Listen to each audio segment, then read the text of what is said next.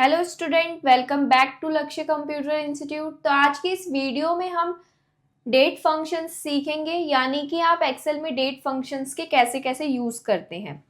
तो यहाँ पे कुछ क्वेश्चंस मैंने निकाले हैं जिनमें हम डेट का फंक्शन यूज करेंगे। तो चलिए, सबसे पहले क्वेश्चन में हमें क्या करना है, एज कैलकुलेट करनी है। हमें डेट ऑफ बर्थ गिवन है और हमें इसकी एज कैलकुलेट करनी है। तो एज कैलकुलेट के लिए आप फॉर्मूला लगाते हैं is equal to dated if function use करेंगे हम। ब्रैकेट ओपन करेंगे। अब इसमें आपको पहले डेट ऑफ बर्थ लेनी है। जो आपके पास यहाँ पे डेट ऑफ बर्थ दिया आप उसको सिलेक्ट कर लेंगे। देन अब एज कैलकुलेट, यानी कि जो उसकी डेट ऑफ बर्थ होगी और आज की डेट, हमें इनके बीच में ही सारा कैलकुलेशन करना पड़ेगा। यानी कि जो इनकी डेट ऑफ बर्थ है और आज की डेट की हेल्प से ही हम इनका एज निकाल सकते हैं। तो अब हमें क्या करना है, आज की डेट लेनी है। तो आज की डेट के लिए हम फॉर्मूला लगाएंगे यहाँ पे टुडे। टुडे से क्या होता है, जो आपका करंट डेट होता है वो आता है। तो टुडे ब्रैकेट क्लोज। अब हमें इनका क्या निकालना है, ईयर कैलकुलेट की, ये कितने साल की है। तो उसके लिए हमें इन्वर्टेड कॉमा में y देना है, क्योंकि हमें ईयर कैलकुलेट करने हैं। Bracket close then enter. तो देखिए यहाँ पे इनकी एज आ चुकी है 25 ईयर। तो इस तरीके से आप किसी की भी डेट कैलकुलेट कर सकते हैं, एज कैलकुलेट कर सकते हैं डेटेड इफ फंक्शन से।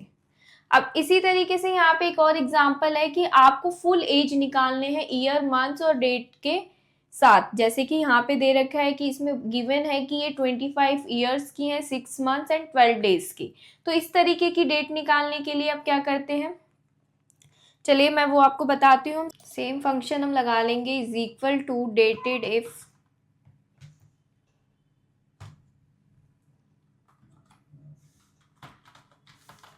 Bracket open. देन आपको इनका डेट ऑफ बर्थ सेलेक्ट करना है।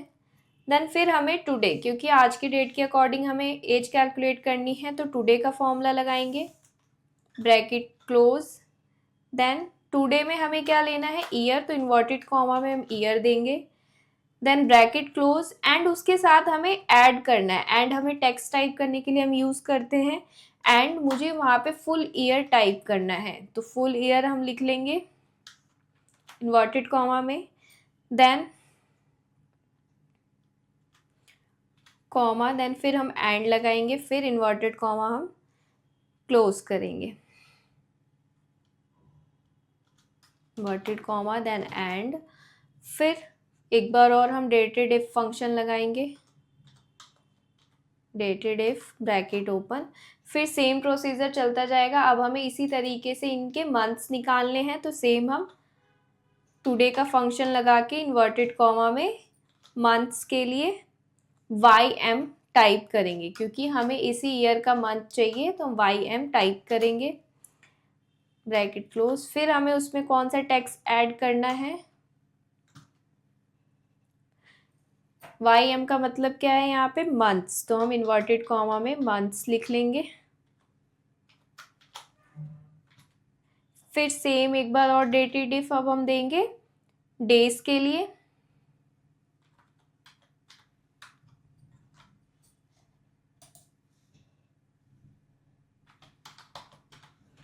टुडे। अब हमें डेट निकालने हैं, तो MD, यानी कि इसी डेट का मंथ चाहिए, इसी मंथ का डेट चाहिए, तो उसके लिए हम MD फंक्शन यूज करेंगे, ब्रैकेट क्लोज एंड MD का फुल फॉर्म क्या होगा यहाँ पे, डेज, तो इन्वर्टेड कॉमा में हम डेज टाइप कर देंगे, देन एंटर। तो देखिए यहाँ पे हमारे पास इनकी फुल डेट कैलकुलेट हो चुकी है कि 25 ईयर, 2 मंथ्स और 23 डेज की हैं। तो इस तरीके से आप फुल एज कैलकुलेट कर सकते हैं। ये फॉर्मूला है हमारा, इस फॉर्मूले की हेल्प से आप किसी की भी फुल एज कैलकुलेट कर सकते हैं। तो नेक्स्ट क्वेश्चन है हमारे पास ई डेट। अब ई डेट क्या होता है, ई डेट की हेल्प से आप क्या करते हैं, जो भी आपके पास डेट गिवन है उस डेट के आगे या पीछे कुछ मंथ्स या कुछ डेज आप कैलकुलेट कर सकते हैं उसी डेट के। ये भी मैं आपको करके बताती हूँ। यहाँ पे ई डेट का मतलब है एंड ऑफ डेट, यानी कि एंड डेट, हम एंड डेट कैलकुलेट करते हैं उसी मंथ का या नेक्स्ट कोई भी आपको मंथ, किसी भी मंथ आप इसमें ऐड कर सकते हैं। जैसे अब हम यहाँ पे ई डेट का फॉर्मूला लगाएंगे, तो यहाँ पे ये हमसे पूछ रहे स्टार्ट डेट क्या है। स्टार्ट डेट हमारे पास ये है। देन आपको कितने मंथ्स का और इसमें ऐड करना है डेट, तो मैंने बोला कि मुझे इसके बाद के 2 मंथ्स और ऐड करने हैं। तो देखिए इसके बाद अभी हमारे पास क्या था, ये जैन का डेटा था, यानी कि हमारे पास जो डेट थी 1 जनवरी 2024 का डाटा था, 10 जनवरी 2024। तो अब हमारे पास जब मैंने यहाँ पे 2 डाला, यानी मैंने इसमें 2 टाइप किया, तो आपके पास 2 मंथ्स उसमें ऐड हो गए। जैन था, फिर 2 मंथ्स फैब और मार्च। तो इस तरीके से आप यहाँ पे जो भी नंबर इसको दोगे वो मंथ्स में उतने मंथ्स ऐड कर देगा। अब जैसे आपको ऐड करना है तो आप यहाँ पे प्लस वाली वैल्यू दोगे। अगर मुझे इस डेट से बैक वाली वैल्यू चाहिए, यानी कि प्रीवियस डेट चाहिए, तो यहाँ पे हम माइनस देंगे। माइनस, जैसे मैंने -2 दिया, ब्रैकेट क्लोज एंटर। तो देखिए अब ये इससे जैन था, जैन से ये 2 मंथ्स बैक चला गया, यानी कि दिसंबर और नवंबर। तो इस तरीके से आप ई डेट से उस डेट की नेक्स्ट मंथ या प्रीवियस मंथ कैलकुलेट कर सकते हैं। अब इसी तरीके से यहाँ पे ईओ मंथ होता है। ईओ मंथ क्या करता है, जो ईओ मंथ होता है आपको उस मंथ का लास्ट डेट कैलकुलेट करके देता है, यानी कि लास्ट डेट क्या है उस मंथ की वो कैलकुलेट करके देता है। अब जैसे यहाँ पे हमने is equal to EO month का फॉर्मूला लगाया। अब ईओ मंथ में स्टार्ट डेट पूछ रहा है, सेम स्टार्ट डेट मैंने ये रखी। अब मुझे मंथ्स चाहिए कि कितने मंथ्स आगे का मुझे डेटा चाहिए, तो मैंने बोला 3 मंथ्स। तो देखिए इसके 3 महीने बाद की वो लास्ट डेट आपको बताएगा। अब यहाँ पे हमारे पास क्या था, जैन की डेट थी, हमने स्टार्ट डेट जैन लिया, उसमें 3 मंथ्स और ऐड किए, तो स्टार्ट डेट +3 यानी कि 4 पे हमारा अप्रैल आ गया। देन अप्रैल की लास्ट डेट आपको ये कैलकुलेट करके दे देगा। इसी तरीके से एक और एग्जांपल मैं आपको ईओ का मंथ का ले लेती हूँ, आप अपने अकॉर्डिंग कोई भी डेट ले सकते हैं। अब इसी में मैंने यहाँ पे टुडे का फंक्शन यूज़ कर लिया कि मुझे आज के अकॉर्डिंग जो है आगे के डेट्स चाहिए, तो टुडे। देन मैंने यहाँ पे 0 कि मुझे जो अभी के जो रिसेंटली जो भी मंथ चल रहा है मुझे उसका एंड डेट चाहिए।